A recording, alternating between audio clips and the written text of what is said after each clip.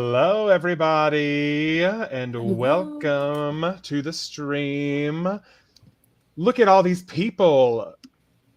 This is so fun. I'm so happy that all of you are here. Welcome. If you are coming from any one of these lovely ladies' streams, my name is Cody the Writer. I am writing a mystery. Oh my God, this is my Avengers Endgame. Yes, we are the Infinity Stones. We just need like one or two more, I think. I don't think that means we're the Infinity Stones. I feel like that means we're the Avengers. That's exactly what I meant. That's what I meant. See, but we Alyssa, do all love crime. Yes. So maybe we are the Infinity Stones. Maybe. I take it back. That's what we are. Because we write about people killing other people. So, I don't know. Happens. My book actually doesn't have any murders in it this time, which is crazy. This time. Wow. This is gas station, right? Time. Yeah, it's gas station. A lot of other horrible things, but That's all right. We love horrible things here on this channel. But I'm going to let all these ladies introduce themselves. I don't know what order it looks like on your screen, but we can start and go like a circle. So whoever is to my right, go ahead. I think it's Alyssa for me. Oh, am I to the right? Okay, yeah. Hello, I'm Alyssa. I write books. I am revising a book. Yep, I write thrillers. I also do mostly vlog content if that's what you want. And also, I'm live 87 times a week. So if you want my face to be in your feed 7 times a day, feel free to check me out. That's my intro, apparently. That was great. That was great. Becca, you want to go next? Sure. I mean, I don't know how I'm going to top that. I mean, so honest. But hi guys, my name is Becca. I'm a horror and thriller writer. And my content usually is based around like writing vlogs, documenting the process of writing this book for the first time, sharing my experience, stuff like that. And honestly, just making other book writing friends because support is so crucial when you're losing your mind on something like this. So it's a little bit about me. Yes. And last but not least, Michaela. Hello, everyone. My name's Michaela, but you can call me Mick because we're friends. I don't know what I write. I write everything. Fantasy, contemporary, anything that has paranormal elements or magic, I most likely write in any genre possible.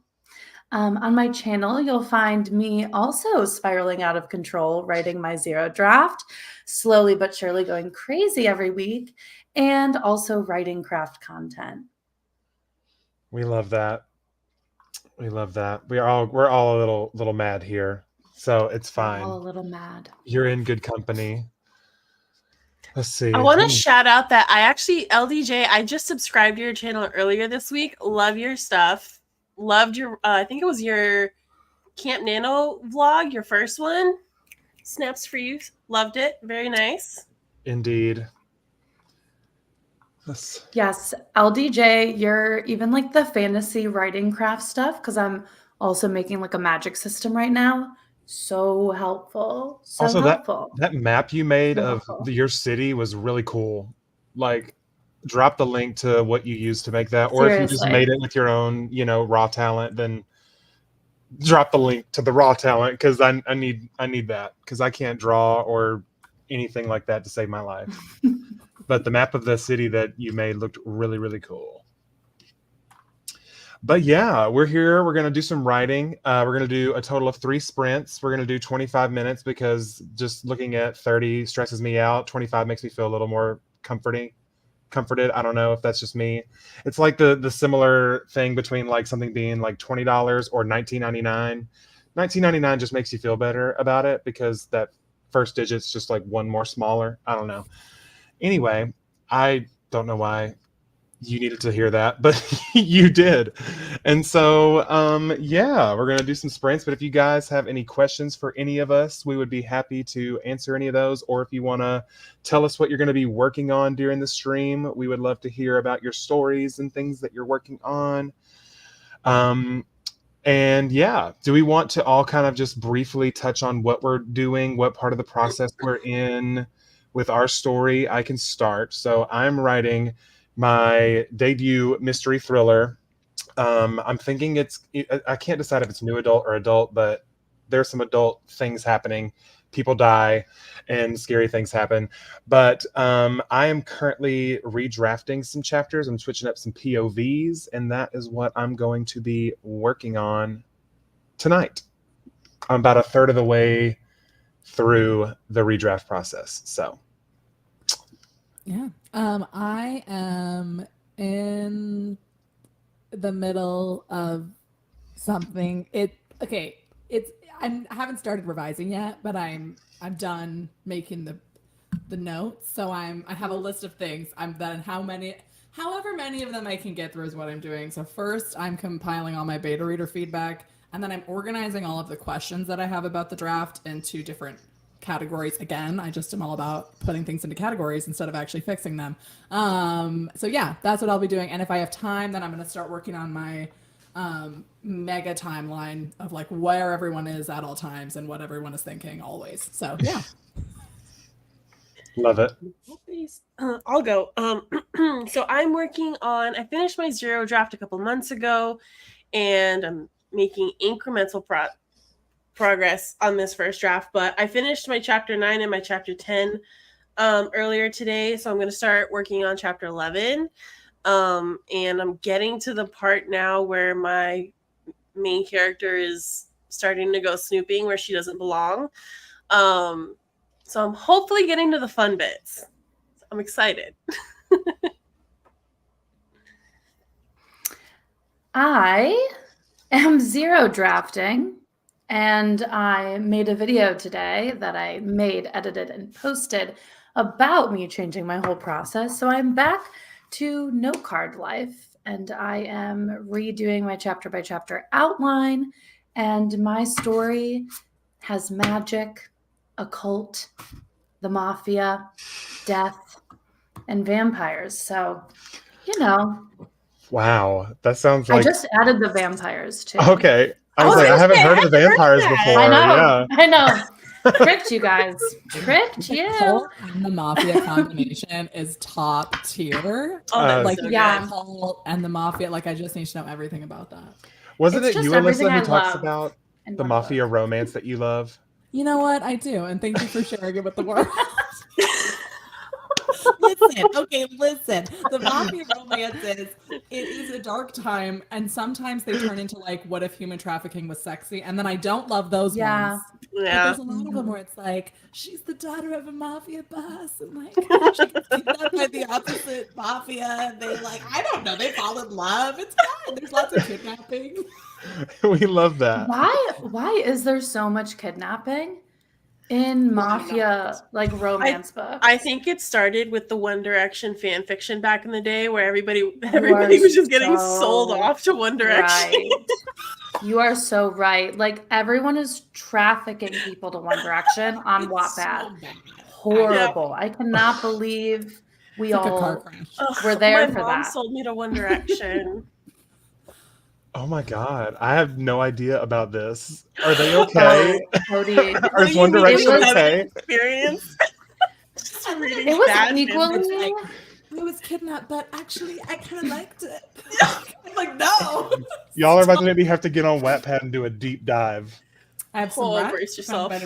Oh, I don't know if I'm There's ready. There's a lot to deep dive into Wattpad. I mean, it is a scary and beautiful place.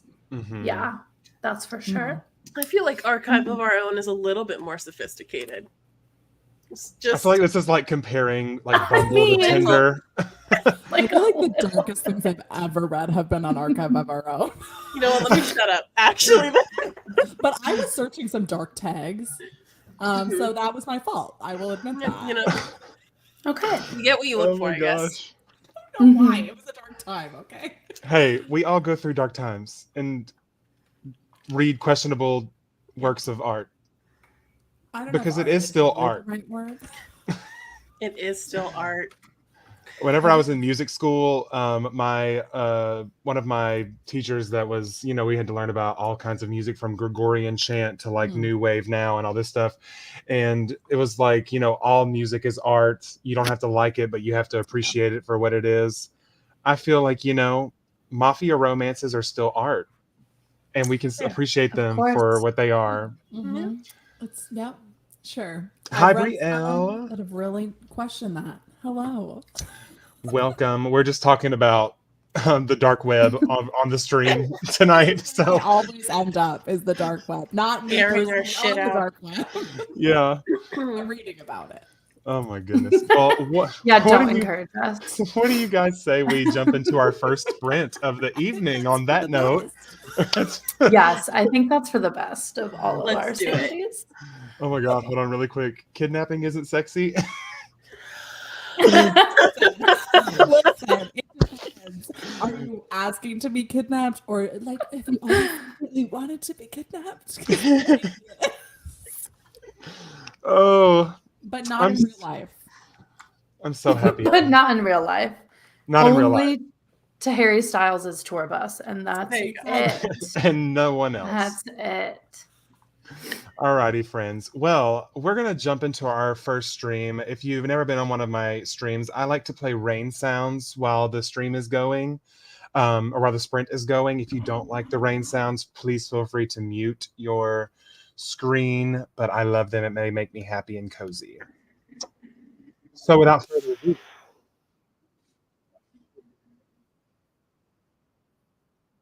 I've done this before. Here we go. Happy writing.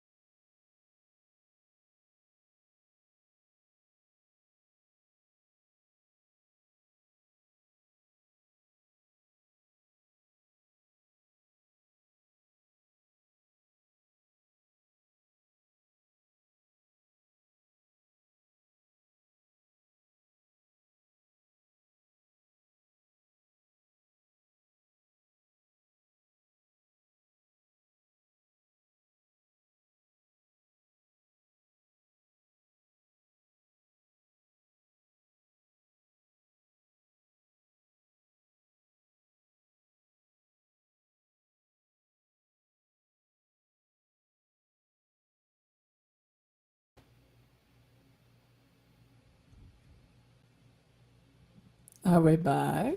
Yes, we are. Sorry, I had to do all the things. How loud was the ding? Was it really loud for you guys? I I actually didn't did not hear hear it. any Oh, music or anything. okay. I heard the bling. I guess you just couldn't hear it.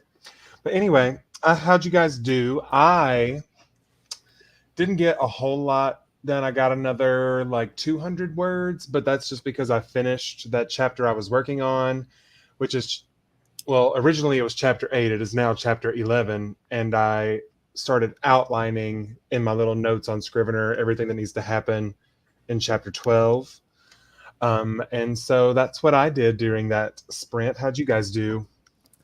It was very good for me. I have 2 beta readers who just got all their stuff back, and I got through the whole manuscript with one of them, just kind of writing down everything that she said.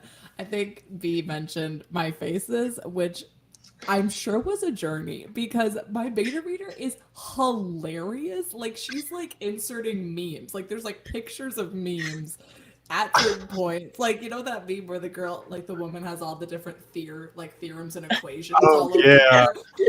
She like put that in there and like just she's so funny, which makes all the criticism a lot more fun because I'm laughing as I'm receiving it. So that was good. So I got through all of hers. So next time I'll do the other person's. I planned a murder. Oh, yeah, we love murder. Because I wrote so much today, I was like, let me just take the time to like the biggest problem that I've had with this draft and the thing that's been intimidating me the most is like actually figuring out, okay, like what are the pieces of evidence? When do they pop up? How do they pop up like in an organic way? And so like I was like sitting here brainstorming, okay, like what's the context for the murder? What is everything? How does she find it? So I'm probably still going to work on that for the rest of the night, but very, very happy with that. No words, but good progress. Love, I did 6 note cards. Yeah. Very nice. And I was trying not to laugh hysterically because we were talking about kidnapping and mafia. And I was like, why are there always kidnaps? I literally, in chapter 4, my main guy kidnaps my main girl to interrogate her. Stop. I need it now. And I didn't realize until I started writing the note card, and I was like, oh, I guess the mafia does like to kidnap people. So it's like a standard practice. Like you can't not have that in there. I guess. As long as she ends up on the One Direction bus, you know what I'm saying? Yeah. Amen. Amen. Oh my gosh. I mean, I can't talk. My book has 7 hostage situations in it. So I really can't talk. We love a hostage 7? situation. Oh my god. I think I just have 1. Negotiator. That's like her job. She like okay. Okay, that makes a lot more sense. I'm at work. Just negotiating, you know. Yeah. Like, damn. And I was like, 7 people getting taken. That's an epidemic out here. We love that. One book? My next one of my next ones, because I have like a Google Doc full of all my shiny ideas that I think of in the middle of writing this current book. One of them is it's the title of the book is called Don't Pull Over. And the idea came to my brain because I was driving home one night and there was a van like broken down on the side of the road and like a family trying to like fix it or whatever. And I was like, what if that family was just like posing as a family and they really were just like trying to lure someone in to help them, to kidnap them? And so I was like, and what if that happened on like a group scale? Like what if it was like a group of people heading to go on a trip and they see this van broken down and then one of them's like, oh, just pull over and help them. And then the entire van gets taken as hostage. Like that. I'm obsessed. That's going to be one of the next ones that I write. And I'm very excited about that one. It's going to be. Alyssa's going to make sure we all have a hostage situation. Yes. All of our books. Actually, for the end of tonight. I think I have a hostage situation. I just like them. For the record, I just like them because I think they bring out the best reunions, and then the pining, Yeah. Like once you survive that hostage situation, it's like, oh, I didn't realize until I almost died that I was in love with you. Like the love interest, like trying to rescue the other person from. Are you kidding? Are you Yes. kidding? Every time. Yes. Actually, my final showdown in this book is, I guess, technically a hostage situation Yeah. because they're all trapped in this place, and if it's like the villain is giving their big speech and like, this is why I'm doing this, and you all deserve everything that you're gonna get, and like things are about to happen, and you'll just have to read the book to find out if the villain succeeds or not. But yeah, so it's pretty wild. But I love it. I love it. I love it. All right, let me catch up on this chat because it is popping off. It is. Alyssa, you're going on a full face journey. It was bad today. And I love it. It's bad. Let's see. Just ignoring the okay. Melissa, I got 456 words. Fox Oliver 549. Worked on a 6-line riddle for the 25 minutes. My main character needs to solve it to find the next body/victim. I love a riddle. I love riddles. One of my favorite villains, because I used to play the Batman games a lot. I love the Riddler because, like, you have to solve all the things to get to the hidden treasure or whatever. Love me a riddle. 270 words. I don't know who that was towards, but whoever it was, you're part of the problem. It's because I have a kidnapping scene. We're all a part of the problem. We all have a kidnapping hostage situation now. As an Italian, I confirm mafia does like to kidnap. Fun fact, I am actually Italian, and I have mafia relatives that live in Chicago. Amazing. And my dad, because my dad's the Italian side, and so me and my fiance were just taking a trip to Chicago, and he was like, "Yeah, if you get in any trouble, let me know. I'll put in a word for you." And I was like, "Wait, really?" He was like, "Yeah, you got family in Chicago." And I was like, "Okay, okay, good to know. Maybe I don't want to know." I'm obsessed. That is so funny. Yeah. The mafia is alive and well in Cleveland, Ohio. Terrifying. So I really am actually worried that if I talk about the mafia too much, they're gonna like come after me. Like, fair enough. So I'm a little worried about. They're gonna blacklist you on the internet. Generally, yeah. At one point, I ended up in a hostage situation gone wrong. It was pretty fun to write. I mean, we love. You just said that like you as a person got caught. No. Yeah. Sorry, like too real. I'm actually in a hostage situation right now. I'm so glad you asked. Is the hostage in the room with us? Oh my gosh. The kidnappers are always hot, so I guess it makes it somewhat better. Got 500 words, but spent most of my time watching this scene in my head instead of writing it. See, I love that because I'm a very visual person, and it's so interesting to me because my fiance, like, he doesn't like to read because as he's reading, he can't picture what he's reading in his head. And I hate that for him. There's a word for it that I don't know off the top of my head where like you can't picture things like in your brain. Yes. But I love doing that. So every scene in my brain, I imagine it like it's like a limited Netflix series. And like, I'm like, okay, what's happening in this episode? And yeah. Are you allowed to say that? Blink twice to send help. There you go. We all need help. I know. Like, I promise we are all okay. We all just stopped and was like, yeah, just the craziest blinking ever. Let's be clear. We are all safe, I think, and having a great time writing books. Crazy if like tomorrow the news headline is like, writer in Minnesota murdered in the middle of a live stream.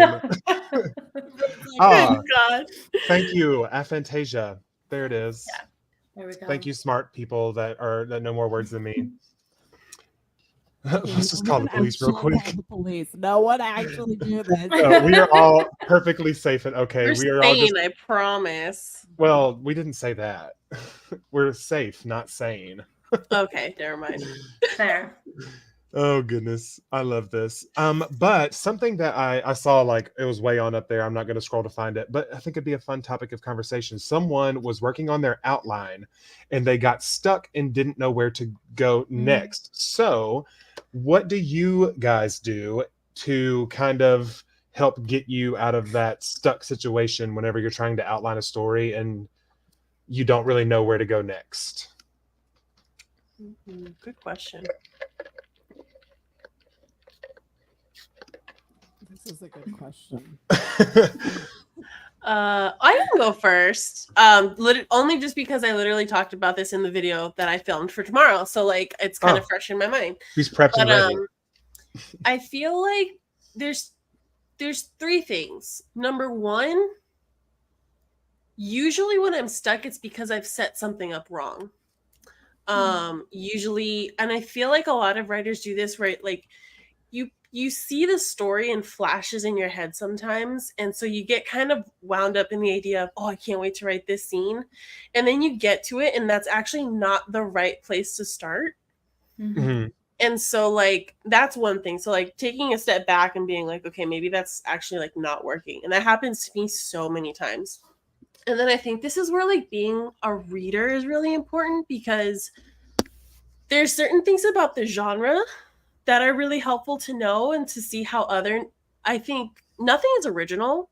So like odds are someone's written the story that you're kind of writing. And so like if you read, I think at least a decent amount, you can see how other people kind of navigate it. And then also just like, I think I'm learning this, reading outside of your genre can help provide some like freshness to something that might be a little bit stale. So I think honestly, just getting like learning where to find different perspectives of what it is that you're trying to write. For me, that's helped a lot with my outline because it has changed so many times, and each time for the better. So I think it's like important to know where you get your inspiration from and where you can kind of pick and choose, and that'll hopefully get you like on the right track with your outline.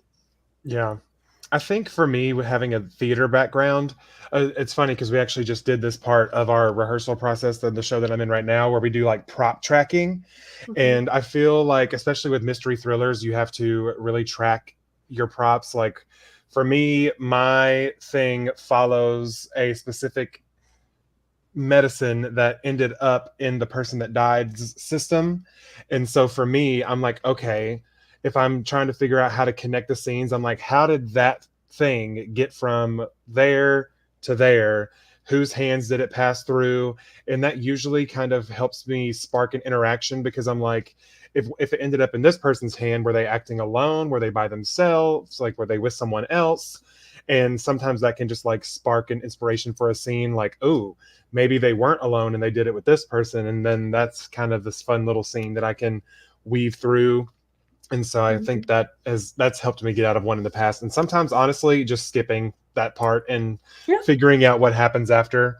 Sometimes I just got to do a little skip. I can skip in the outline, but if I'm drafting, it has to be in order. So that's just kind of how my brain works. Yeah, I feel like there's two things. So if if it's something where you have like no idea what direction to go, I will sometimes look at like a popular outlining structure. Like I know Save the Cat is really popular, or Romancing the Beat, all the different ones, and then see like what would happen next in that plot structure. And that sometimes gives me ideas, but more so what I run into is like, I just don't know what to put in that would solve or like connect something. Like I just can't think of the idea of like what it's supposed to connect.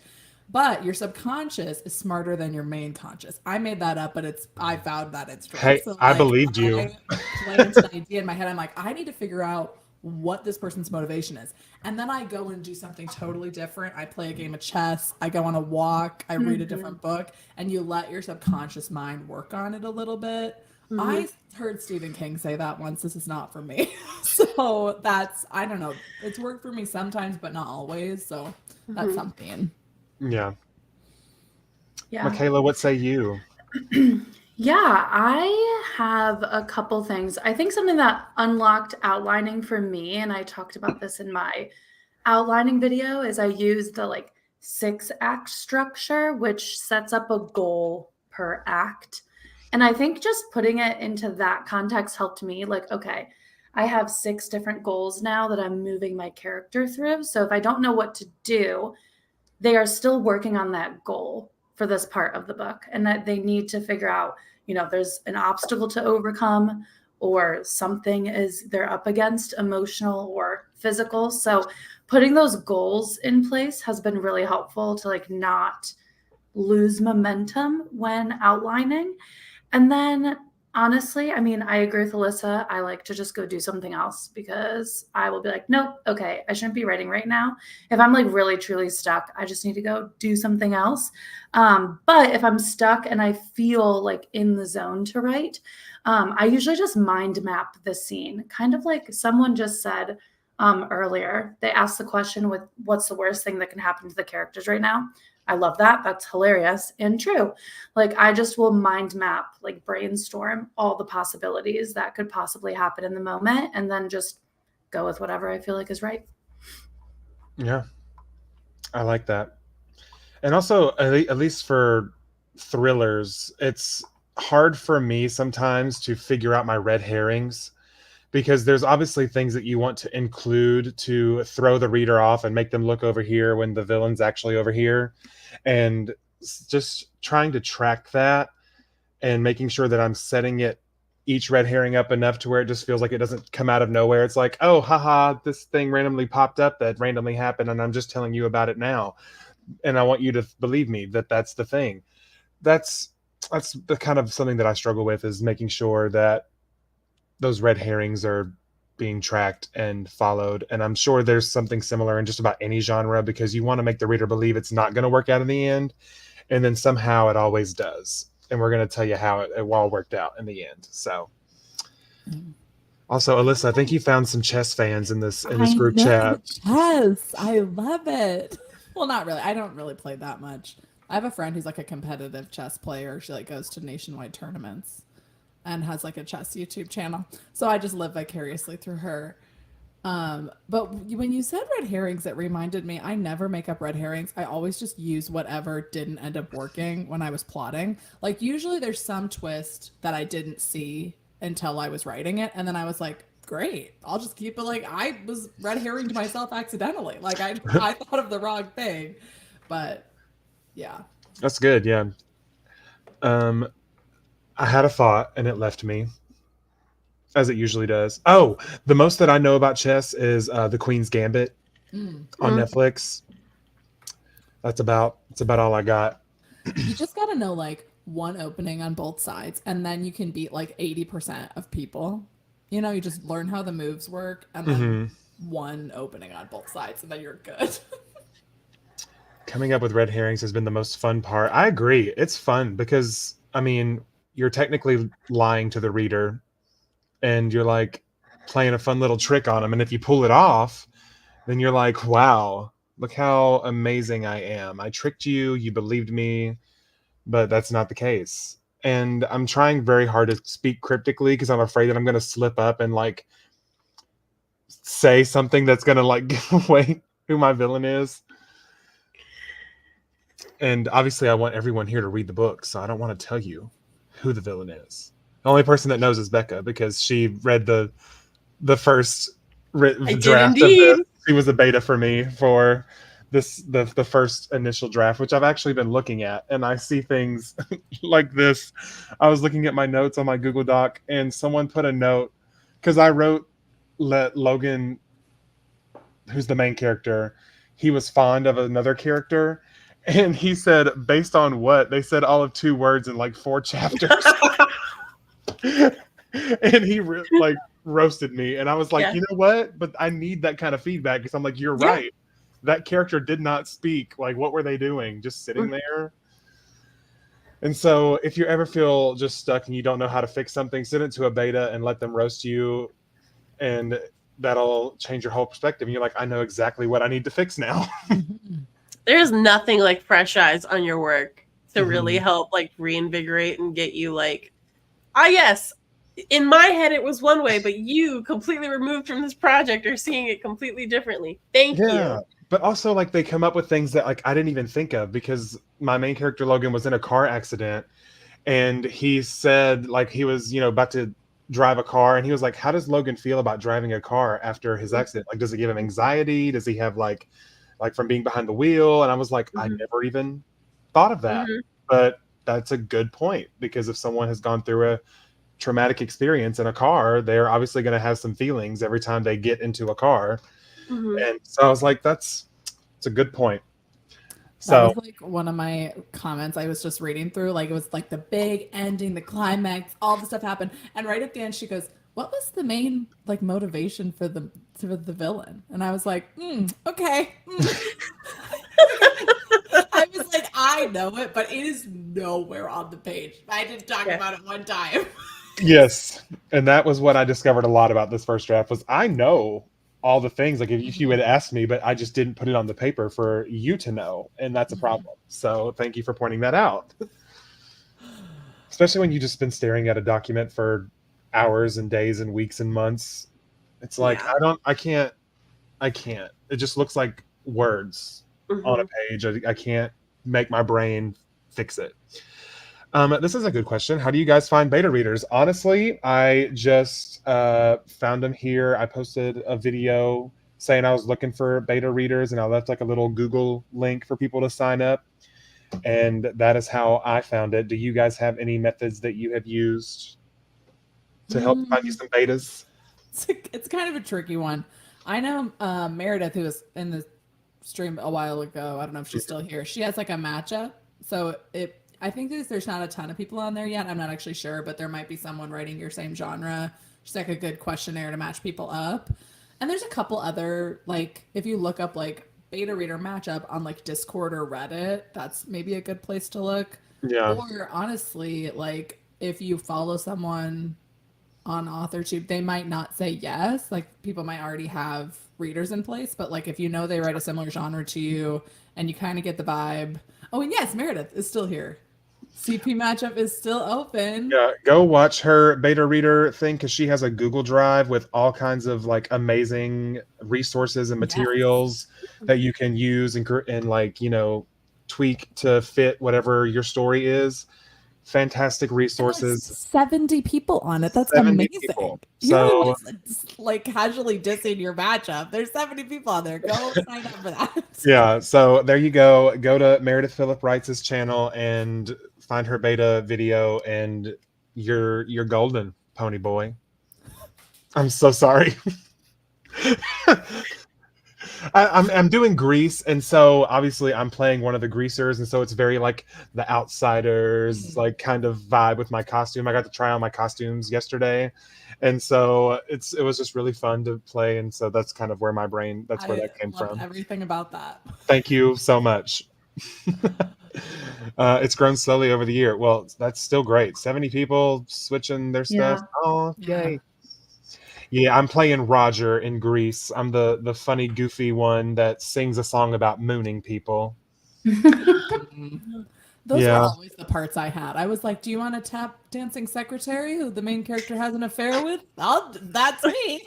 Wait, is that Thoroughly Modern Millie? No, it's Bye Bye Birdie. Oh, okay. Because there's like a whole like where they're like in the office typing at their desks, and there's like the main typer who's kind of a not nice lady. Having the time. I also was like the orphanage owner who beats children. Like it's always that. Period. Anyway, someone's got to do it. Somebody's got to do it. Yeah, I'm typically always cast as like the character role or the funny role. People think I'm funny. I just say things without thinking about it, and sometimes people laugh. That's kind of how that goes. But yeah, are you guys down to start our next sprint? Let's do it. Let's do it. Alrighty, add to the stage. Here we go, everyone. 25 minutes on the clock. Happy writing.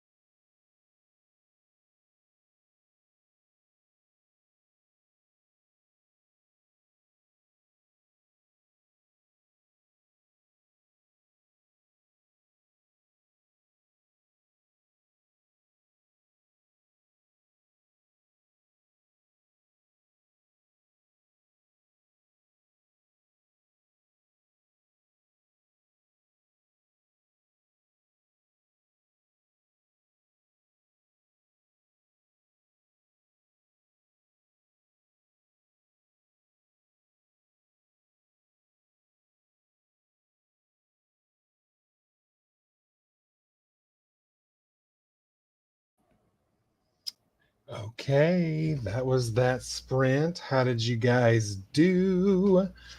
I got another.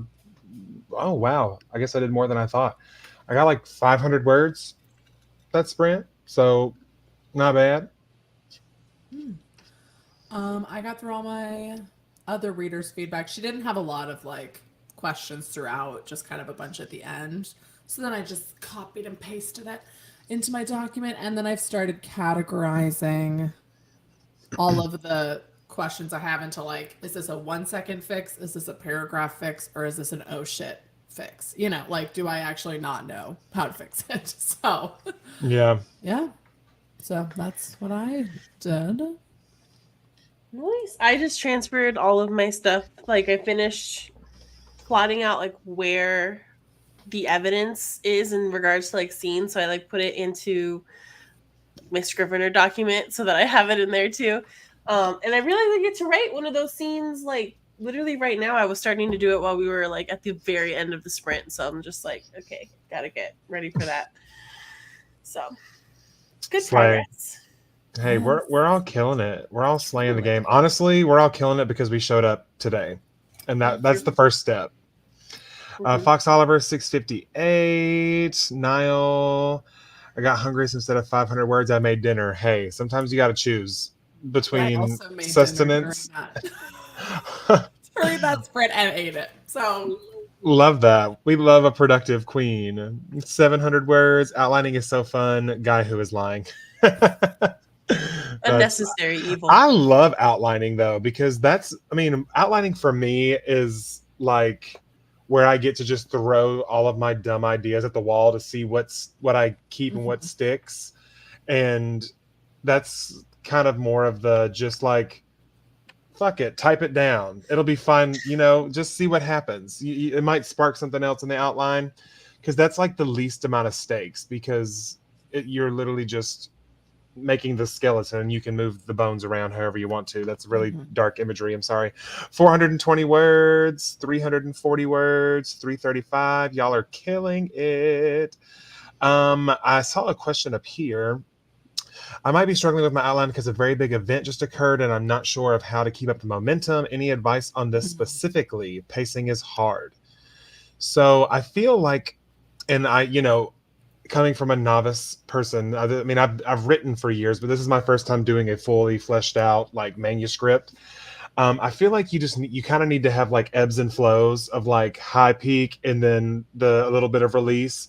And I feel like you don't ever release all the way until once you get like past like the biggest thing that happens. And then you kind of have that slow like depressurization of everything where we're experiencing the aftermath. So you have like this thing happen and then it's like, oh, okay, we're fine a little bit. Oh, no, something else happened. And then, and then eventually you kind of get that ebb and flow to get to the climax of the story. And then, so you don't have to keep the momentum up all the time, I guess what I'm trying to say in a long-winded way. When I was learning how to pace, I didn't do it intentionally, but I actually watched a lot of like TV dramas that were like 17 episodes. And it actually really helped me see, like, after a really big, crazy episode of Pretty Little Liars where everybody's getting murdered, the next episode still has stakes and still has tension, but it's, like, in a more relaxed, like, you can breathe a little bit more way. And, like, watching a lot of dramas like that actually really helped me with pacing because it's so obvious when it's an episode break rather than, like, a scene break, Yeah. And so that's where I learned, which is maybe not the correct way to go about it, but just we love Pretty Little Liars on this channel, so absolutely.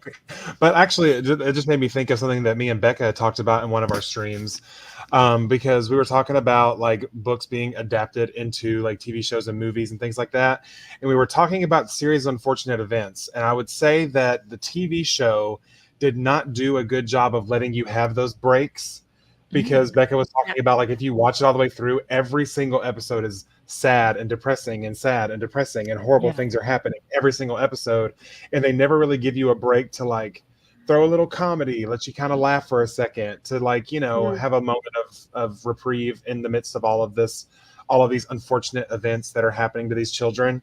And so I feel like there's a swift balance of making sure that, because it's good to have the momentum because that's what keeps the story going, but also allowing yourself to take those moments of reprieve and reflection of the characters, because if something traumatic just happened to a character, they're not immediately going to just jump into another traumatic event. They're going to take a moment and be like, oh, that was scary. Let me, like, how am I feeling? Am I okay?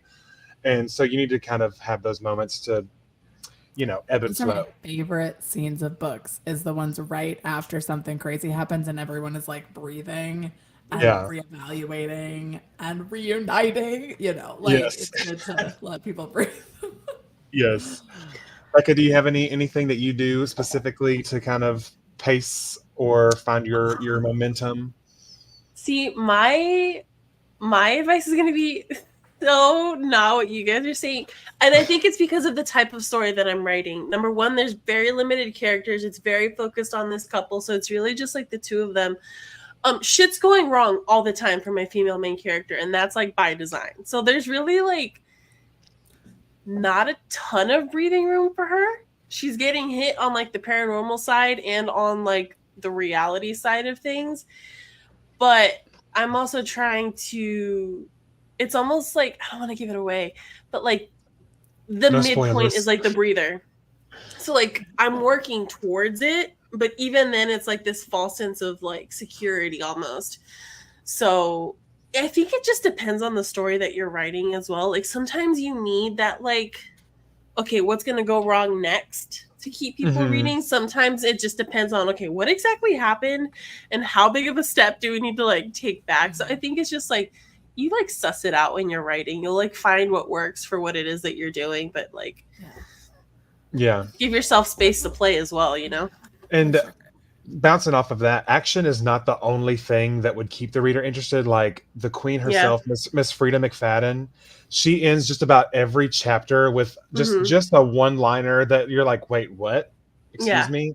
And sometimes it can just be a thought that the character has and they think this thing, but they believe it is fact. And like, that is what makes me keep going. Cause I'm like, is this actually a fact? Cause one of my favorite things about psychological thrillers is a lot of the time, or I guess most of the time it's why they're called psychological thrillers, is you don't know if the narrator that's telling you the story is lying, if they're like an unreliable narrator and they're just like, for you, like with paranormal things, like is there actual paranormal things happening, or is the reader or is the narrator like crazy? I love stuff like that. Yeah. And are they just making it all up in their head? And I feel like that's really what people, at least in that genre, love about the genre, is you get to like live in that person's brain and be like, you're on that journey with them. You're like, I don't know, maybe neighbor Rosalina could be a killer. I don't know. I think the fun thing too about like this story for me is that like the lulls, I'm like, okay, how do I make those interesting? And a lot of it, I don't want to say it's like flashbacks, but it's definitely like, okay, those are the moments where I want to take a moment to like be introspective about what she's thinking, how this relates to her past, how does this influence like what she's thinking right now. So you like get creative with it. It's just so fun. Yeah, I like to use my lulls to foreshadow things that are happening like in the future that I know are going to happen, and that any normal person that reads that paragraph wouldn't think twice about it, but they're going to find out the thing that happens later and be like, wait, I see what happened here. Because I mean, I've talked to Becca about it, but there's a particular imagery that I have in my head, and my book has an angel fountain in it that is right outside of the main character's like dorm, and it's like and during the day it looks like an angel, it's happy, the water's flowing, whatever, but at night under shadow when it's dark, it almost kind of feels like an ominous presence that's always there and always watching the main character. And that's kind of going to come back later in the story. And I kind of added that in this redraft. And I love how I'm going to do it, because it's, let's just say the main character, because they're in a dorm, they do things for different safety reasons, because there was a stupid kid that tried to, jump out of a window and see if he could land on his feet and broke a leg. And so they do things, 95% of rules are made for 5% of people. And so his windows in his dorm are like sealed, kind of like, like whenever you like, they're painted over to where they're sealed, like painted over, whatever. And there's going to be a point later on where he comes back and those seals have been cut with a knife, and that's kind of going to be like leading into his Night of the Dark Soul, where he's like, I'm not safe anywhere, and he's going to open the window. And another imagery in this is like a trail of candles, because that's the group, the Ghost Writers Club group, that's like part of their ritual for joining the group. And he's going to open the window, and there's going to be a single candle sitting under that angel fountain, like letting him know, like, I'm watching you, I know where you like are at all times, like you can't get away from me. And that didn't exist in the original draft of this book, and I'm so glad that my brain just like thought it. That's so scary. I know, and that's I love it. Like it creeps me out just thinking about it, because I can't imagine, because like his room is where he goes, like his safe space, because obviously there's all this shit happening within the group. There's this girl who died last year and all this stuff, and they're like her death was deemed a suicide. There's this like, and it's kind of like Pretty Little Liars. There's this presence that knows all of their secrets, and it knows that Lexi's death was not a suicide, and that it was actually indeed a murder, and basically is forcing this group to solve the mystery of her murder. But also the whole time there's the stake, because the main character doesn't know that, I mean, any one of them could be a killer, and he's being forced to work with them to solve this murder. And it's kind of like it's a double-edged sword. And yeah, there's a lot of layers. If you could just open my skull and just see my brain, it is a mess in there. Like, it is a spider web of connections and people and lies and backstories. And basically, I need to make a murder board like Alyssa is what I need to do. It's funny. I think somebody was asking what our genres are, because we all write thriller, but I think we all write very different kinds of thrillers. I think so, yeah. I would categorize it almost as romantic suspense, but romantic suspense has turned into like a shirtless guy on a cover and a stalker romance, which is not what I write, but it's like, it's very much like, how did we get ourselves into this? It's like more of an action thriller. I feel like you guys were like scary. Like, I get too afraid to write the scary stuff. Yeah, mine is definitely more like hardcore, like thriller, scary things are happening. There are high stakes. If the main character fails, they die. And then Becca, you have your paranormal aspect, which I love. Your paranormal aspect. Yeah, I do love. I was actually, somebody in the comments earlier, I think it was Angela, and someone else, I think Ian, we're talking about cosmic horror and like space horror. And to me, that's like one of my favorite genres, like very Lovecraftian, very like Call of Cthulhu, like that sort of existential dread. And I'm like, how do I take the essence of that and kind of use that in the story that I'm writing? Because to me, I just love that, which is really weird. I feel weird saying that. I'm like, I love that shit. It excites me. But it's like, I've mentioned it before that like, I love seeing women at the center of like horror stories, and like seeing how they navigate that, and like, how do they grow? How do they develop? How do they fit into the different tropes of the genre? But yeah, I love paranormal. I love, especially if it's like, is this real or is this not? Like, am I actually insane?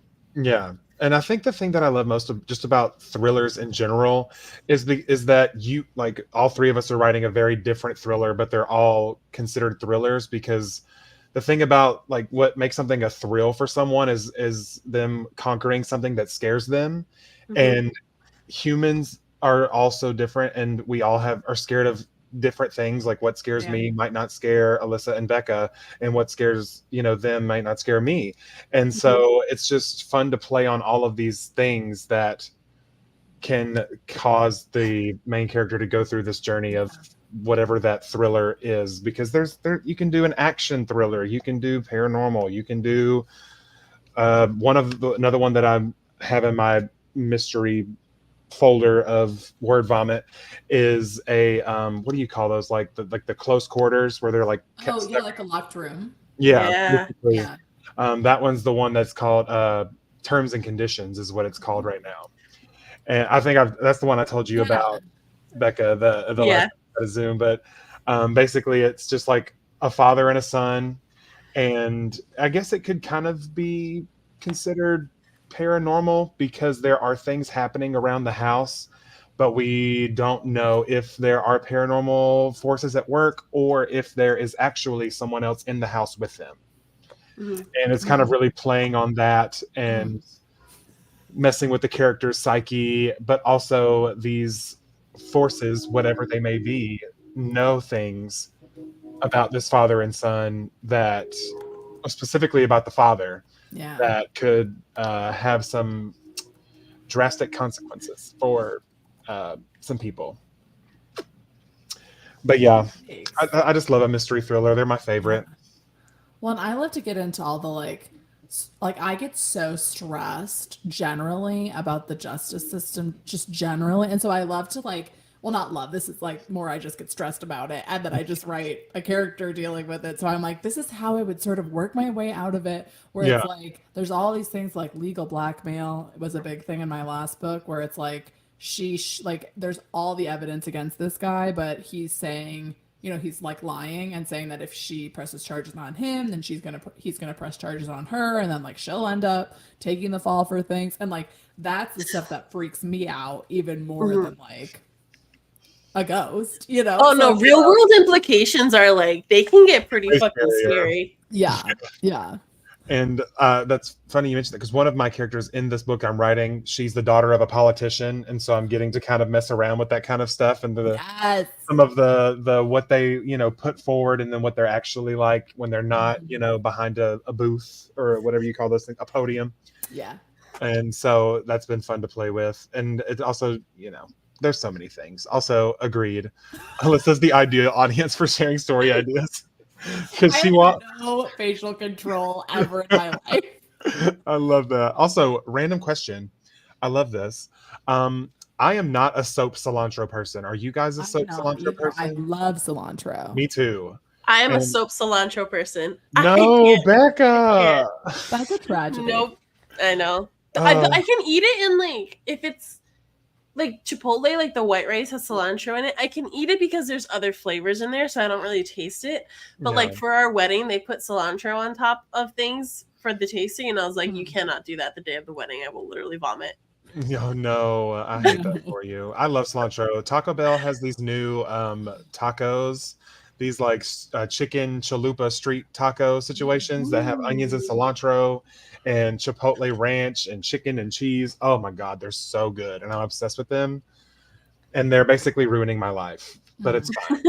You guys have Taco John's? Is that like a national thing? Taco John's? Mm-mm. Oh my gosh. Did you say Taco John's? Taco John's. Is that like a Papa John's and a Taco Bell mixed together? No, it's like a Taco Bell. It's like the same thing. But I think Taco John's is better. They have potato olays. You guys have never had potato olays? I mean, I've had this is a tragedy. Fiesta potatoes. They're like hash brown circles. They're little circles, but then they have the seasoning on it. Ooh. Yeah, they have something like that, and then it has like the sour cream and nacho cheese. But they also have like the nacho fries that are delicious. Yeah. I've never heard of Taco John's. Taco John's. It's going out of business though, which is a tragedy.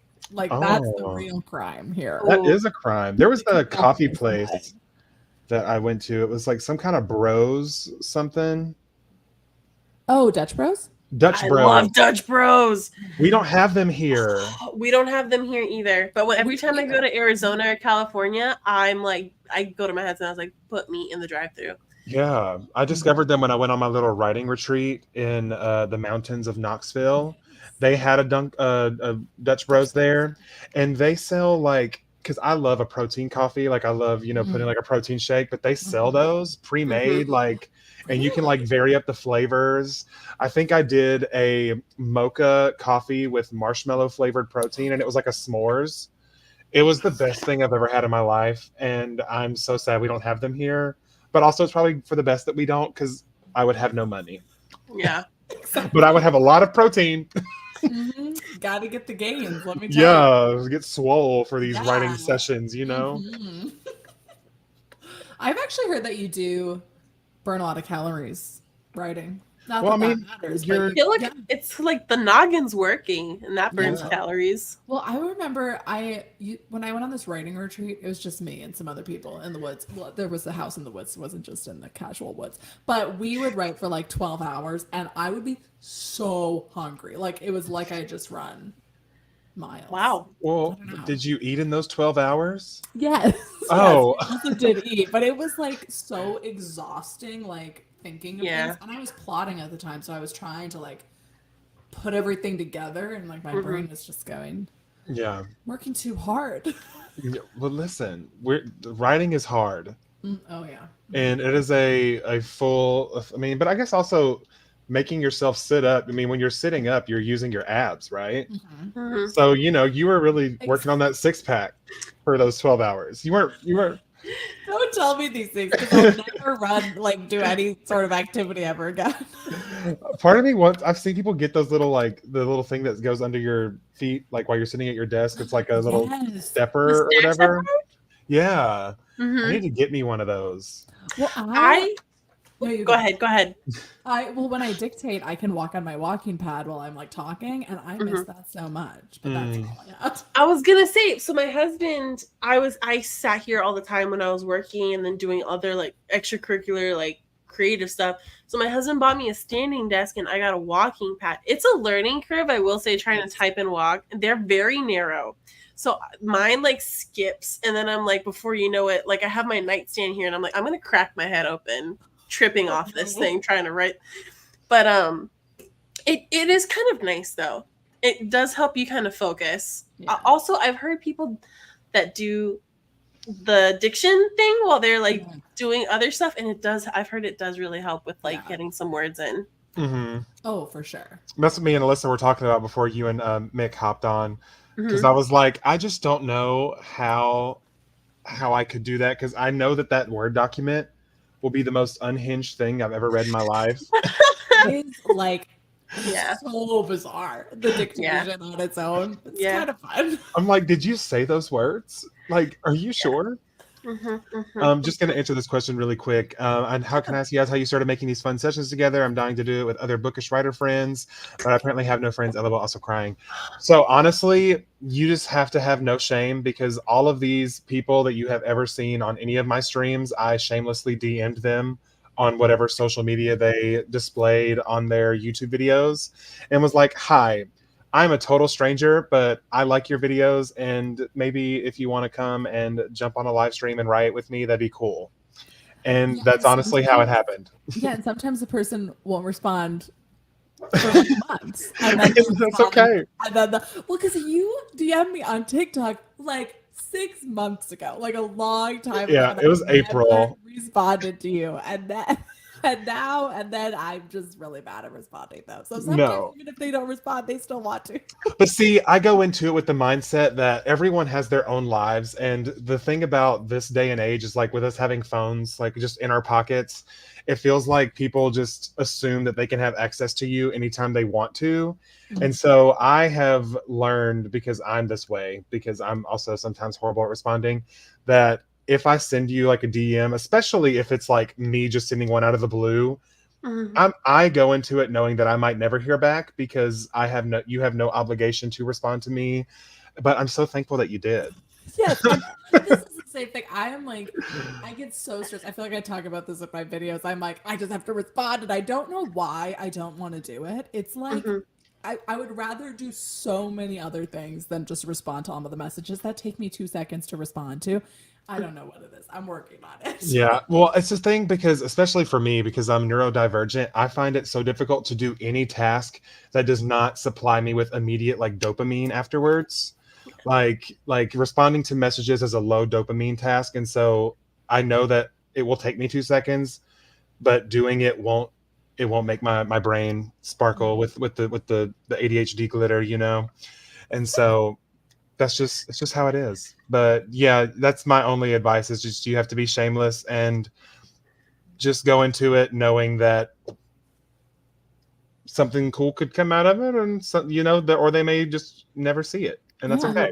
Because I have DM'd Frida McFadden to ask her about her writing routine, because I would love to do a writing like Frida McFadden for a week, but I know that she will probably never see that message, and that's okay, because I can't say I didn't try.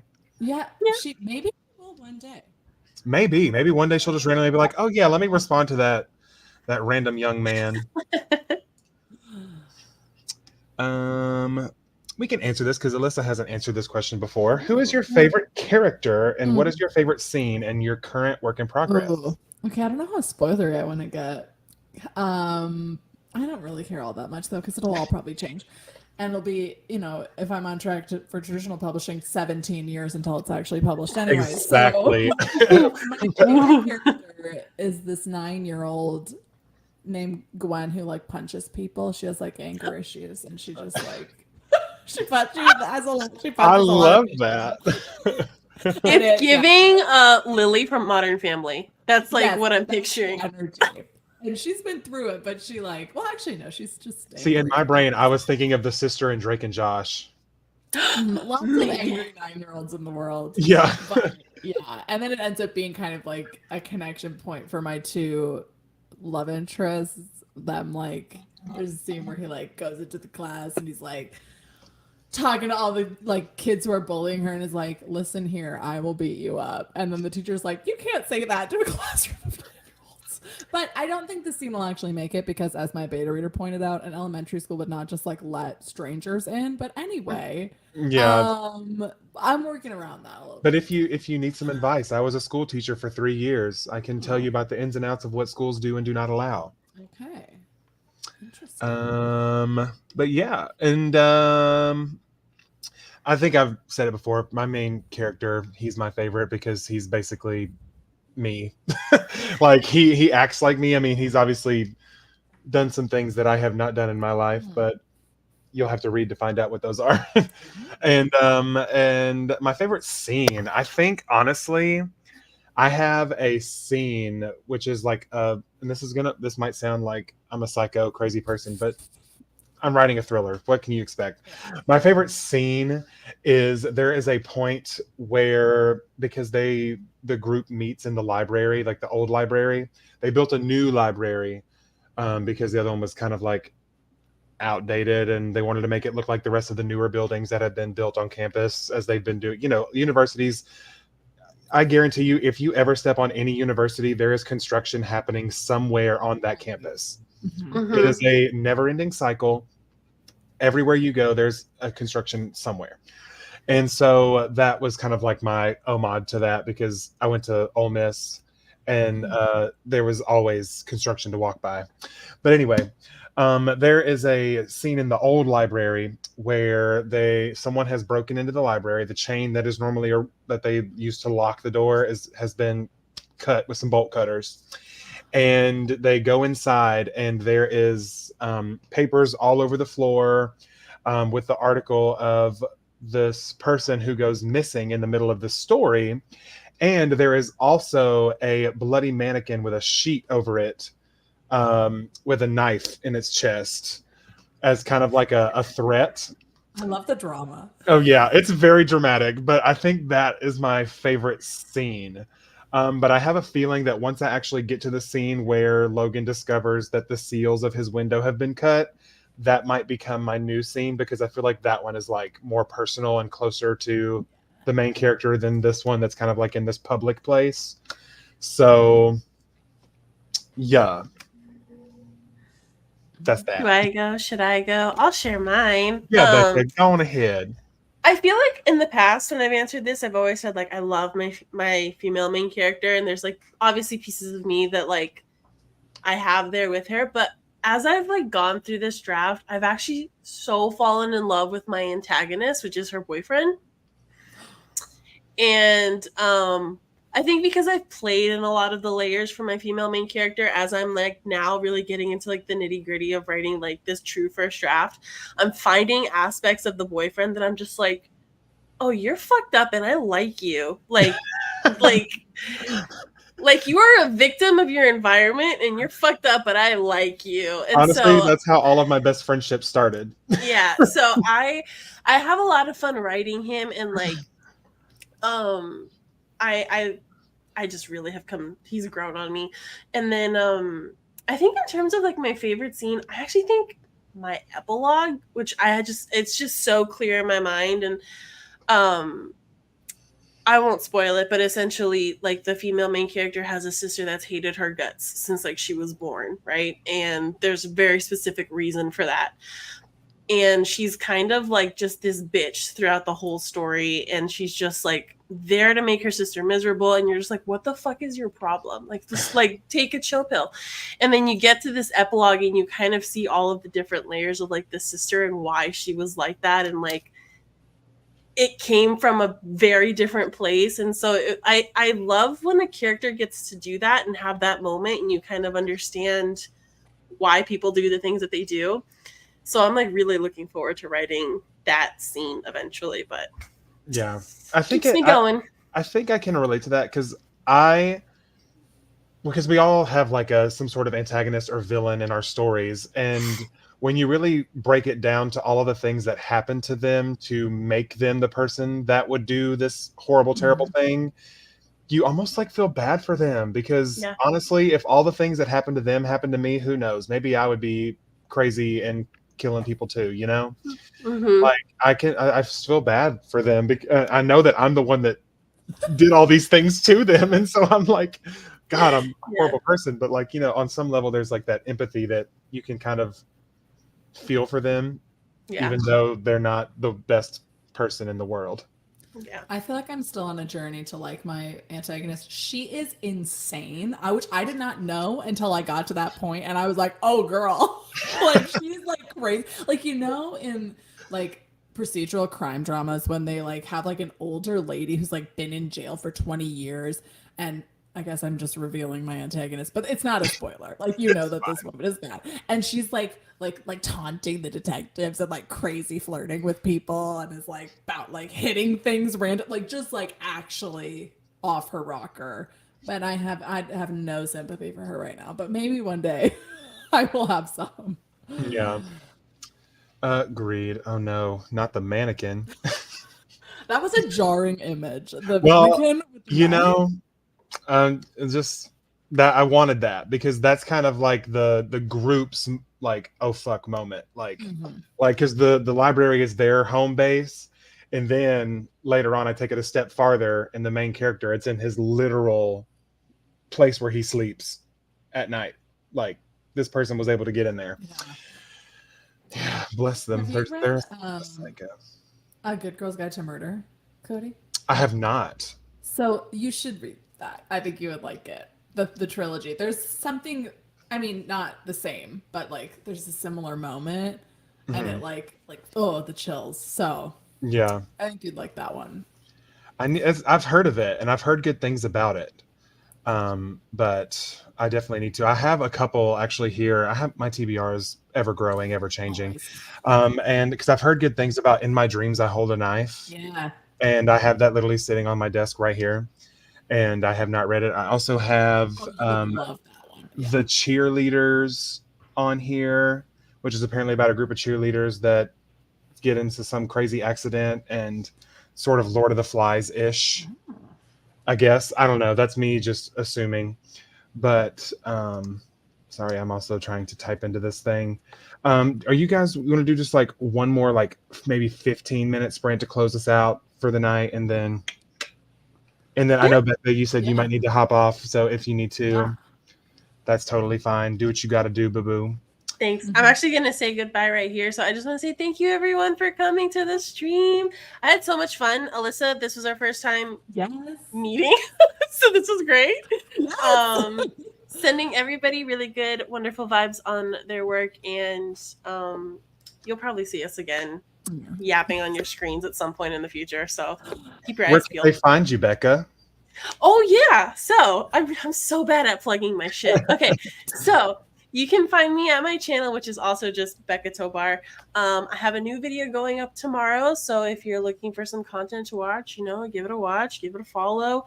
And yeah, I think my socials are all pretty much the same. It's Becca Tobar, Instagram, Threads, TikTok, all that good stuff, although I'm like never on there. I'm like 30 and I'm weaning off the social media. This is all I do is just YouTube.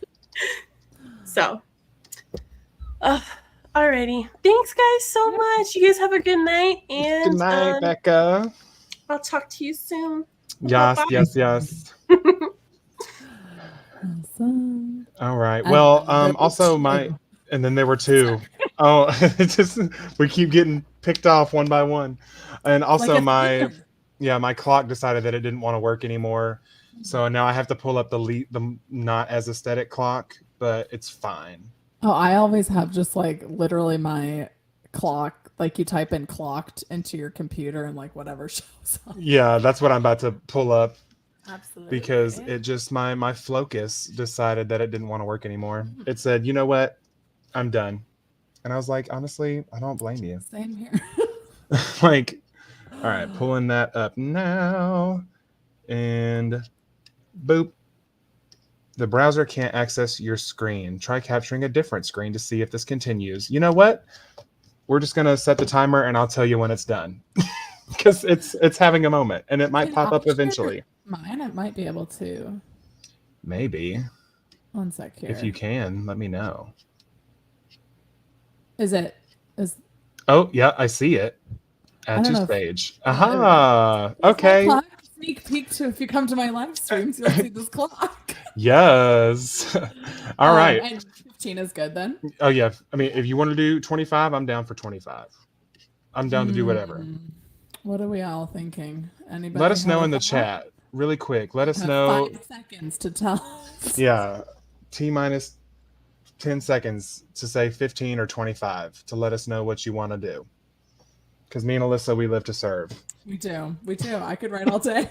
I really could too. Oh, the people Okay. are saying 25. Okay, everyone's All saying right. 25. So the people have spoken. All right, 25. Already All right. set and go. Happy writing.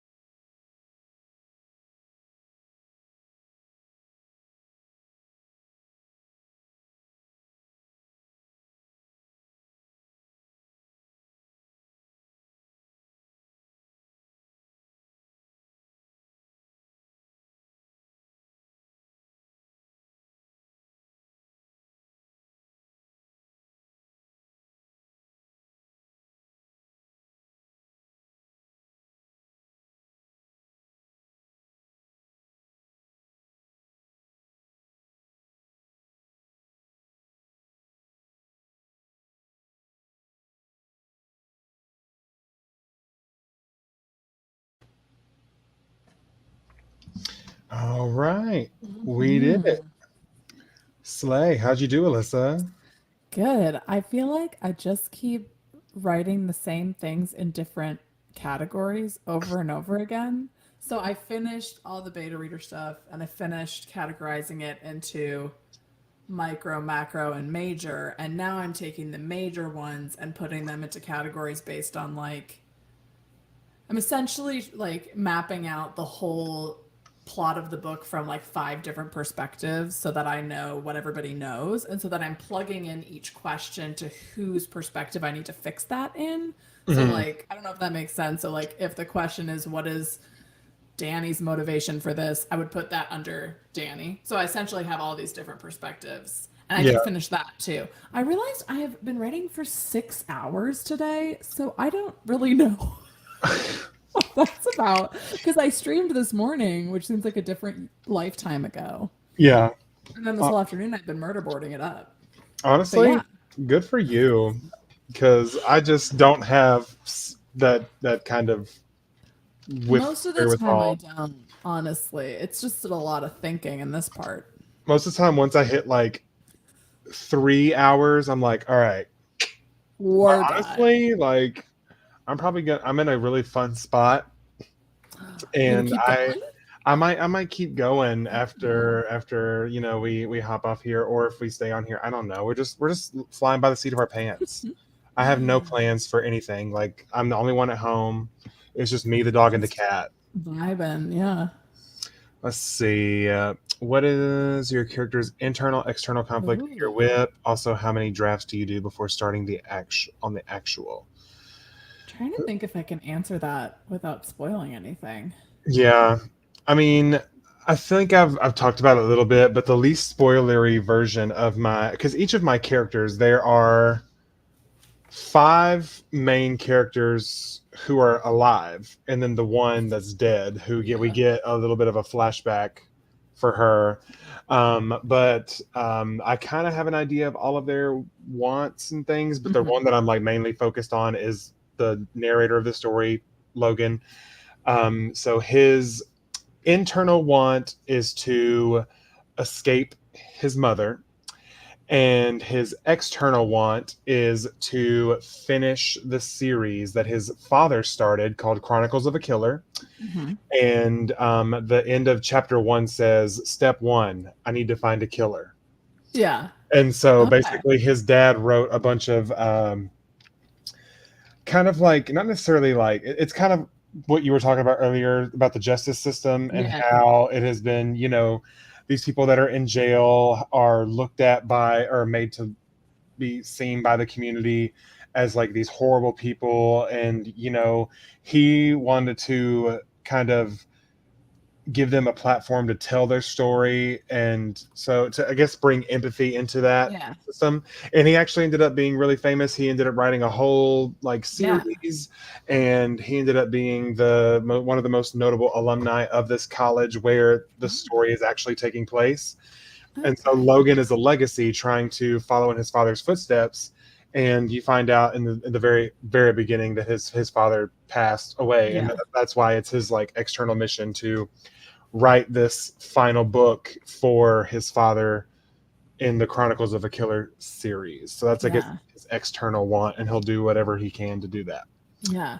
I mean, for mine, Danny, she's a hostage negotiator, and her parents were bank robbers, like when she was a kid. So her external motivation is like, there's some other bank robberies happening that are kind of similar to when her parents were doing that. So that's kind of that. And then her internal is like, because of that, they were also very abusive. So like, there's also like a relationship with expressing emotion is her main internal conflict. Cause it's like, at first she has this problem where she just like cries all the time. And then she like represses it so much that then she doesn't have any emotion. And it kind of ties into the romance of it all too. Yeah. But I mean, that's like kind of random. But accomplished a whole lot of Reddit scrolling. Pretty productive, if you ask me. Someone please take my phone away from me. I literally have mine on Do Not Disturb, because if someone texts me, I will be like, what? Always. And then if I tap on that, then I'll see like oh, you have a notification on Facebook. Someone commented on something. I'm like, oh, let me see what that is. And then it's a doom scroll. Never ends. Danny is their protagonist name. So y'all have twinsies. Yes, mine is Dani. She's like Dani. Yeah. 790 words. Good job. That's a lot for Join. 25 minutes. Sprint got me just in time. I didn't want to write alone, and I can't continue using the perfect match to ignore my responsibilities. Is that Recolak, the author? Is that what that is? I feel like he has the perfect something. Maybe I'm not thinking of a different book. I think it's a show, right? Oh, it is. Like I literally about? Googled. That's all I had. The only reason I know. I think it's reality, maybe. Maybe. Well, what am I thinking of? It's Not familiar. because Jason Recolak, I think he recently posted something. Yeah, it's the Netflix show. Oh, it's the last one at the wedding. Oh. Oh, you might want to read that for wedding season. Yeah. I keep forgetting that book exists, but it's fine. That's because it's it's currently in limbo and Don't even think about burying hell. Yeah, it's just being rejected constantly. It's fine. Oh, I know what I'm thinking of. There's a book called The Perfect Marriage. Oh yes, yeah, Geneva Rose, I think. Yes, that's what I was thinking of, and I like it. I like the cover because the word "perfect" is like crossed out, and I'm like, love that. It's very, very edgy, and you're like, ooh, what's wrong with this marriage? That's where my brain went when I read that title. Yeah, completely locked into this Sprint. So, just speaking of TV shows, Alyssa, were you ever a fan of the early 2000s Canadian teen drama Degrassi? Okay, no, but I've heard people talk about it. Oh my gosh. So first of all, it's on HBO Max if you ever just get the hankering. And the episodes are like 20 minutes long, so you can watch like one or two really quick as a quick break and then go back to whatever you're doing. But it's a core memory for me growing up. That show, me and my sister actually watched it together because she was watching it and I was like, this is so stupid. I don't like dramas are for girls, as a 10-year-old child. And then I came to realize, wow, this is actually, I love this. And that's how I feel like that's sort of. I've never seen One Tree Hill, so I can't tell you. The same. Okay. I would say the acting is probably on, because the acting, and especially in these early seasons, it's pretty cringy. But if you can get past the cringe, like it's just, I just love it, and it's all these characters in like all these different grade levels. Because like there's kids that in the first season that are in the 7th grade, and there's kids that are in like the 10th grade and up, and like each season is a new school year, and so you're following these teenagers through all the typical teen things like discovering alcohol and drugs and eating disorders and teen pregnancy and all that stuff. Have you? What's that one? The Secret Life of an American Teenager. Okay, I haven't seen that either. Is that a similar vibe? It's the similar vibe, I would say. But anyway, it's just one of those things you have to watch to understand. So if you ever just get bored and want a Canadian teen drama. For sure. The only Canadian show I watched was Heartland, which is about horses. But it's a drama. Ooh, we love a drama. Her mother was killed in a horse accident, but she's the only one who can speak to the horses. Oh, I love. From the town comes to work as the stable boy. Oh yeah, that sounds iconic. I live. It's giving. What's that movie? The Hannah Montana movie. Oh my goodness! Yes. It's giving that. Her through the slide, like the spinning door, and the wig comes up. I live for it every time. We live for it. Pop it, lock it, polka dot it. You know what I'm saying? I could do it right now. Don't even test me. Oh, we'll be up here dancing together because country finding here, hawk in the sky, move side to side, jump to the left, stick it, glide. I taught all the children in the YMCA that one when I worked there. And that, it's a fun one to do. That's truly. Be the exact with a lot of drama. Listen, I love reality TV. Mm, And I think maybe Degrassi is what started my obsession with reality TV because I love watching other people's drama. I don't like to be involved in drama. right. Yeah. And so it's lovely. Love Degrassi, slay. Anyone has watched Fellow Travelers, I'm dying to see it, but it's hard to find a streaming service for it here in South Korea. I do not know what Fellow Travelers No. is, but I'm about to Google it. Mhm. Because sometimes whenever you just Google a TV show, it'll automatically tell you what streaming services it's available Yeah. on. But also, I have never been to South Korea, so I don't know what streaming services are available. Yeah. So I might not be very helpful. But it looks like it's on Hulu, Yeah. Sling, Amazon Prime, YouTube TV.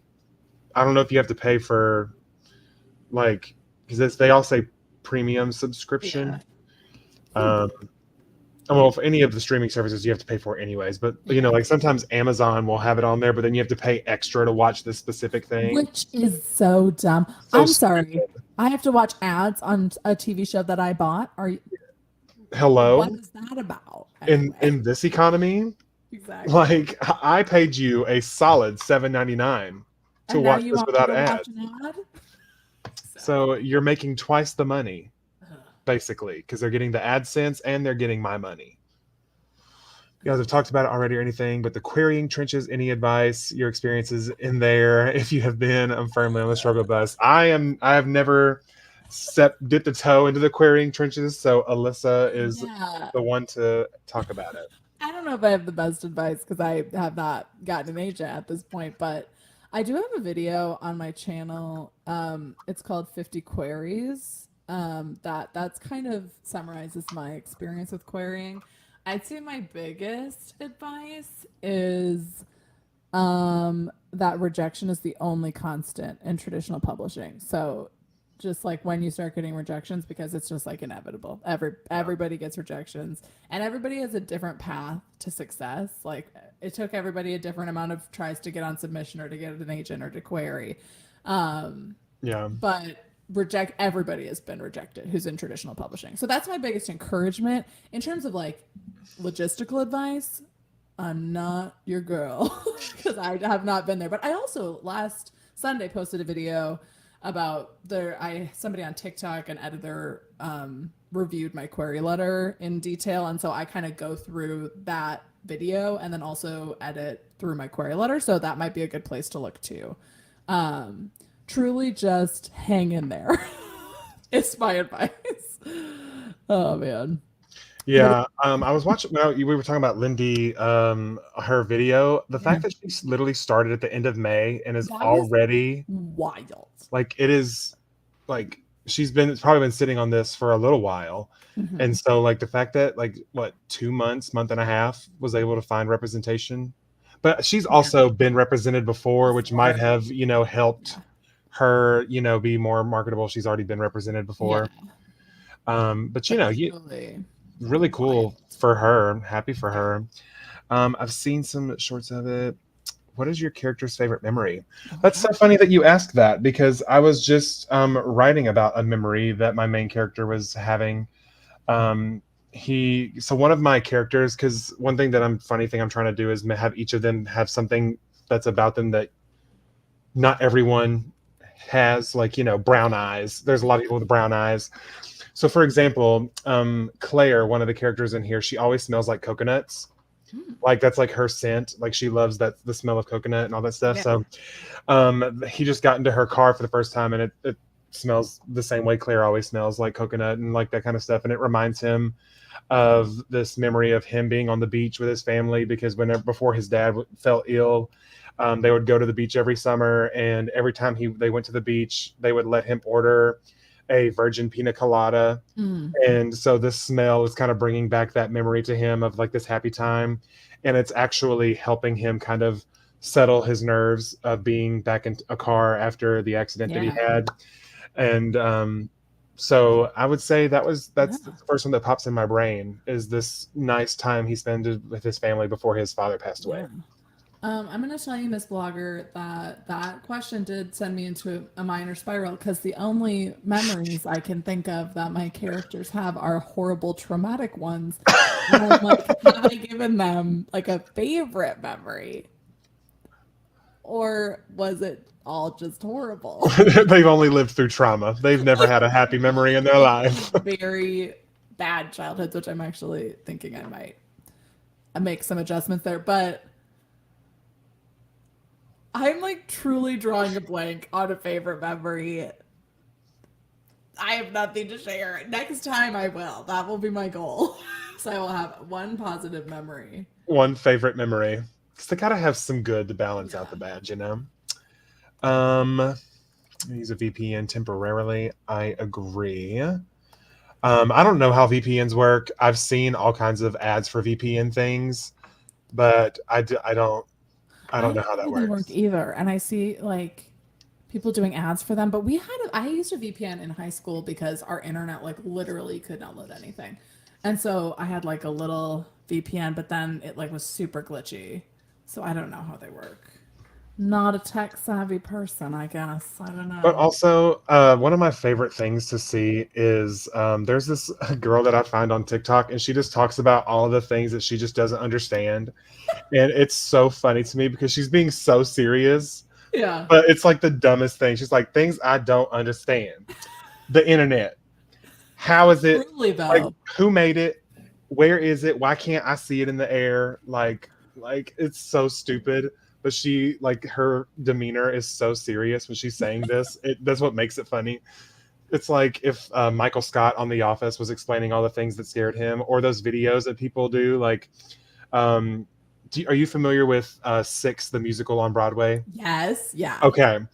So for a while there, the cast of Six was on TikTok talking about things in our current society that would send a Victorian child into a coma. Oh my gosh, yes. And so good. Those crack me up. Like, so one of them just said Twitter. Yeah, and I was like one Sour Patch Kid. Yeah, one Sour Patch Kid. And I feel like after this stream, we can take Wattpad. Wattpad, absolutely. It would absolutely. The Mafia Romance girlies. Yeah, One Direction Mafia romances would send them into a spiral.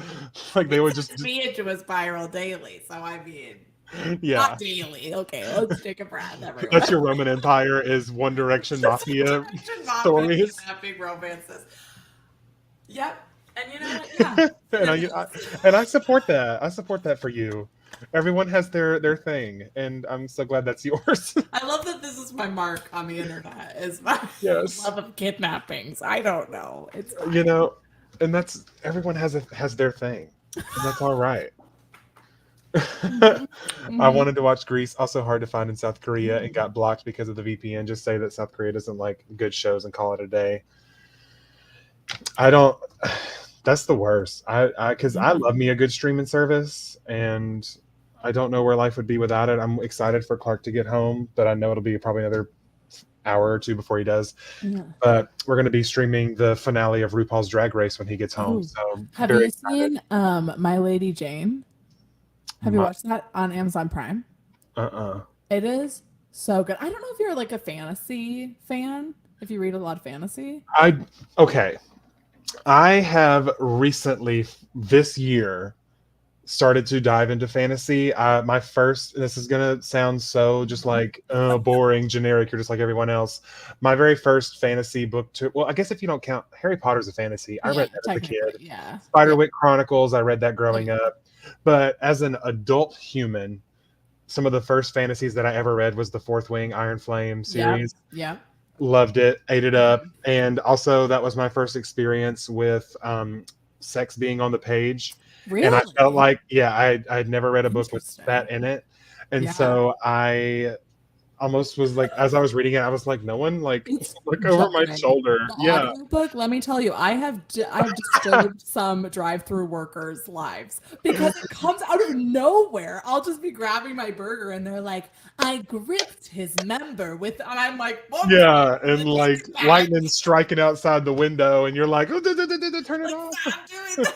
Yeah, I could never listen to that book in audio I form just because like fast forward until I stop hearing body parts and then I'm good. yeah, I just know that I would be because sometimes I like to listen to audiobooks like at work just to listen to mindlessly do Yeah. something, and I just know the Bluetooth would disconnect and everyone would hear something, and I would be like, I Yeah. need to leave. Goodbye. You will never see me again. Yeah, but My Lady Jane is so good. It's like 8 episodes. It's kind of like loosely based on Jane Grey, which was like in the it's in England around the time of King Henry. Okay. But There's a new one that I've been really wanting to good. watch. The about I think it was King George or something. Okay. About it's set during that, and it's like where King George was gay, and he Oh. was there was this like woman who's trying to basically pimp her son out to the Yeah. king to be like his like Mm. Mm-hmm. behind the door friend. The dwarf friend, yeah. I've heard it's really good. I've obviously watched Game of Thrones, House of the Yeah, Dragon, yeah. love those. But Yeah. that was a very long-winded answer to say yes, I like fantasy. Yeah, no, that was it was really well done. Like the writing was really good. It was like smart and funny Yeah. and true enemies to lovers. Oh, It was good. yeah. I was I mean, there were some people that had the criticism in the second book how they kind of ended up enemies out of nowhere at the Yeah, like the beginning of the just to second book. communicate like an adult. Like we don't have to have Yeah, the same like if we could argument over just and over. but honestly, if they could communicate effectively, then those books wouldn't exist. There would be no book. Yeah. So, such a guilty pleasure of my girl. I'm not judging you. I love Fourth Wing Absolutely. because I've always loved like dragons. I think they're cool, Mhm. and the fact that the dragons in those books are so sassy. Yes. I love how Special sassy they dragons, are. I Like love it. Tairn is like grumpy cat, Mhm. and I love Iconic him. behavior. And Andarna being Yes. I don't want to spoil anything, but being the queen that she is, like She eats it up. she Mhm. really ate when she came out and just being all Literally. shiny like Mhm. that. Yeah. I love that. And I'm so excited for Onyx Storm in January. Yeah, absolutely. I'm going to eat it up. But we have yapped enough. We're going to do one final 15-minute sprint. Mhm. And then Alyssa and I are going to clock out for the night. Yes. Alyssa, thank you so much for getting that timer ready. Provide my clock services for the Hi, clock. Yeah. Welcome. Welcome to the. Is the clock in the room with us? God. Okay. Oh, goodness. Okay, Okay. everybody. Get to Focus. work. Final 15-minute focus. Let's go. There we go.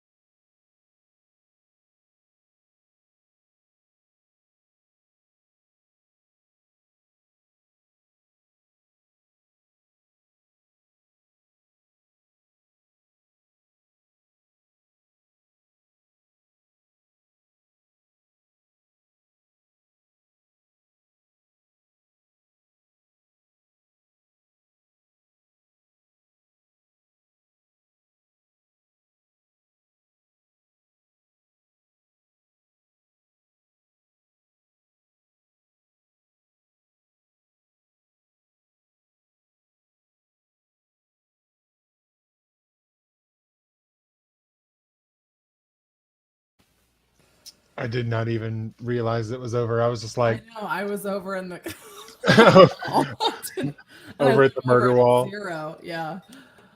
Love Yeah, I was that. Love that. murder walling it up. So we Just love staring at that. my timeline. I got probably another like 200 words. The first 5 minutes was spent refilling my water, and then also Princess Honey was requesting to be taken outside, so I did that for the first 5 minutes. But with me doing this stream tonight, I have hit my word goal for the day. So Oh, look slay, at work, that. living boots. Yes. My goal for the month is to hit 45,000. Wow. And I am currently at 40,802. So I'm like That's this close to very 41,000. impressive, especially given how busy you are this month. That is Well, a feat. you know, a couple of these, like, out of everything that I have so far, like, because there's articles in my book, like the messages that the group gets sent. There's like a small, like, 1-page chapter of the thing that they get sent, and then directly following that, because each article reveals a secret that they're threatening to expose if they don't do what they say they're supposed to do. And directly following the article is each character's individual POV, where they kind of like give you a little that's your moment to be inside their head for a minute, to be like, why did they do this? Yeah. What happens if this gets out? Like what goes wrong for them if this were to get out? And what are their feelings towards it? Because there's, some of them that they're like, I don't care, let them do it. But then there's a few that are like, no, like this could ruin my life, Get out. and Yeah. you're gonna help me to help my life not be ruined. Yeah. But obviously they're all connected in some way, so if one of their lives gets ruined, It's all it's over. kind of not good for everybody. But this was very productive. Yes. Alyssa, thank you so much for joining us tonight. It has course. been a pleasure having you here on the stream. Well, thanks for reaching out and being persistent, because I need it, clearly. Yeah. It's fun to come hang out with you guys. Right. And now that we've finally had this face-to-face interaction, we're friends now. So it's like, Absolutely. it's Yeah. not like we're just messaging random strangers on the internet and being like, Absolutely. I don't know about this guy. Maybe should I respond? Maybe I shouldn't. I don't know. He also writes thrillers, so he's also a little crazy. So, You just it's never fine. know. We'll be crazy together. But again, thank you so much. Yes. Let everyone here that's left know where they can find you. Yes. Alyssa in the books, wherever videos are watched. YouTube, TikTok. I'm not really super active over there. And then on Instagram, it's Alyssa Writes Books. But it's all the same profile picture. So if you follow me here, I do a lot of live streams on weekdays at 6 a.m. Central Time, like usually 4 days a week. So if you're looking for some morning or evening or whatever time of day that is for you, we have a good time there. And then I usually post like 3 to 4 vlogs a week. So I don't know how you do that. want a boatload of content. I don't know how you do that. Like that, I struggle just to post 1 video a week, much less 4. I mean, I have been specially trained in speed video editing, which I don't think it's so specific. So Yeah. I never compare yourself to me, anyone ever. But like, I feel like I would just doing that so much, I would run out of things to talk about. Oh, I do. Okay. Today's video, So I was talking about just nothing, but it also is motivation that way too, because I'm like, well, I better get to the next stage of this process faster. So I have something to share. Yeah. That's very good. Very good. Yeah. But yeah, and if you're here from Alyssa's channel, Cody the Writer, as my little handle says, you can find me there. I have been doing live streams every Friday. I plan to live stream for the first 2 Fridays in August. I haven't posted those yet. Because after that, the show is officially open, and every Friday evening I will be on a stage performing. So until mid-September. So, oh my gosh, that's a long run. Yeah, we open August 16th, I think. Is that a Friday? I don't know. Yeah, that's a Friday. It's mid-August, and then we close the second weekend of September, which is September Oh, I'm a liar. The first weekend of September 8th. So it's 4 full weekends of shows. Awesome. And so we're about to get into Tech Week. And actually, I'm probably going to be cutting down on some content and posting like every other week because that is crazy. Physically have no time. But then I'll get back to my normal schedule once the show's over and it'll be fine. Yeah. But yeah. Thank you everyone in the chat for being here. It was lovely chatting with all of you. And if you want to hang out with either of us again, join our live streams. We have fun. And we're chaotic and a little scary, but it's fine.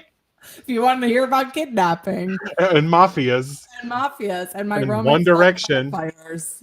Yes. Don't even get me going on that one. But... All right. Bye everybody. Have a good night. Bye.